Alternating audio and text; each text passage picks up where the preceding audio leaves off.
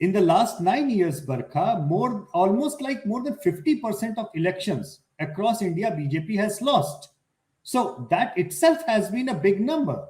Right after 2014 verdict, within few months itself, Yogendra was pretty much in Aam Aadmi Party at that point of time. 67-3 verdict was given by Delhi after giving 7-0 to Mr. Narendra Modi.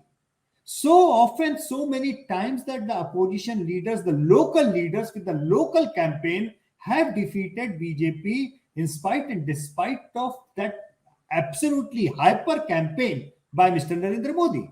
So that has delivered. So I agree with him on one point that if this is done, if this is applied everywhere, cumulatively speaking, it will come up as a very good answer to the election machinery called BJP, headed by the two big leaders over there. However, I think he would agree with me. This applies more as far as the local elections are concerned, state elections are concerned, and probably will not have that, may or may not have that kind of impact as far as the parliamentary elections are concerned. Because before I get into react to that, okay, what is the data suggest according to you? The 40,000 odd samples that we did in the exit poll in Karnataka, depending on different regions, we reported roughly about 4 to 5% of a gap of the Congress lead over the BJP. When we asked the question, whom have you voted today? In that way. And when we asked the same respondent the question, whom would you have voted for if it would have been a Lok Sabha election? It was an 8-point lead in favor of the BJP.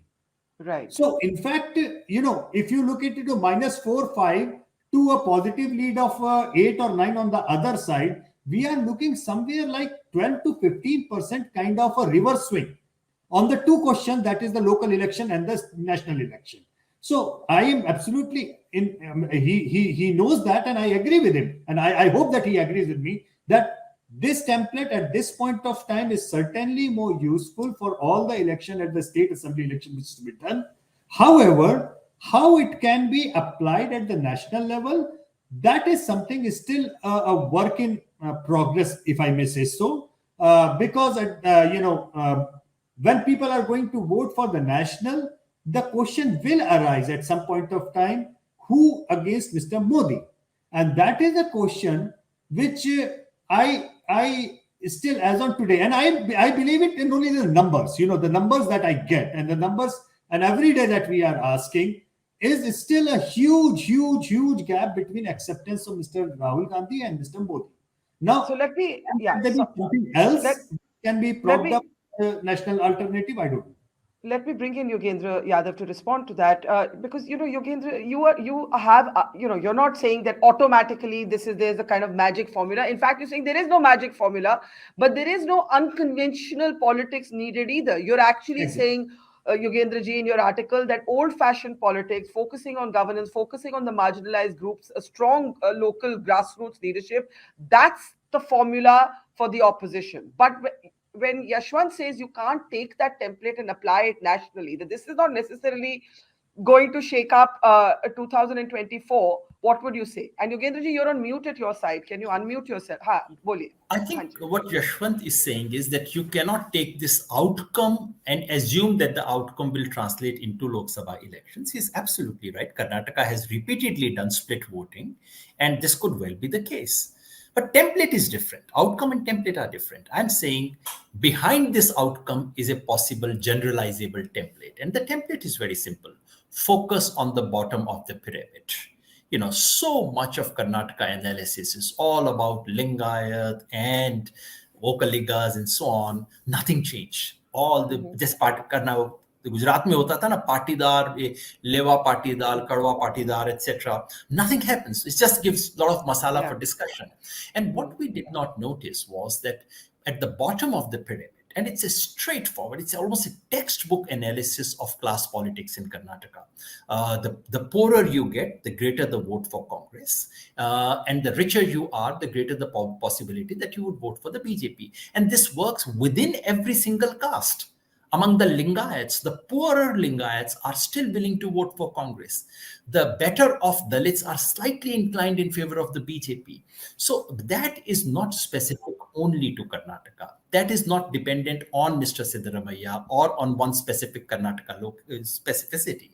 If this template is taken to the national level, then opposition has something to play with. The second point that I'm making is again a general point, which is whoever has taken on Mr. Modi in a determined manner with tenacity, they have won. Mr. Modi has retreated. Look at West Bengal, look at farmers' movement, look at Arvind Kejriwal in Delhi. Whoever has given him a real tough fight, not like UP, but whoever has given a real tough fight, they have come out winners. Congress, after a long time, showed determination to take it on. That's again a generalizable point. And to my mind, yes, Karnataka does not show that Rahul Gandhi knocks Modi off. Yes. But that Mr. Modi cannot do a knockout thing, that in an election which was tilted against the BJP, Mr. Modi cannot walk in for the last 5 days or make those 9 flying visits and change the election in his favor. That's saying quite something. This election was not entirely Rahul Gandhi versus Modi, but we also have to admit that towards the end, it almost became one. Rahul Gandhi on his, Narendra Modi on his road show with Taj and Mukut and everything, and Rahul Gandhi on his bus travels on a moped and things of that sort. Rahul this time campaigned as much as Mr. Modi did. So there was a Modi versus Rahul angle. And if the people of Karnataka thought, oh, Rahul Gandhi, forget it, then this BJP should have won. And please remember the final thing that I said, whoever would have got the blame should get the credit. Whoever would have got the credit should get the blame. It's great to see you here. Thank you for watching our work. If you haven't subscribed yet, don't forget to click the bell icon and subscribe to Mojo Story and support independent, robust journalism.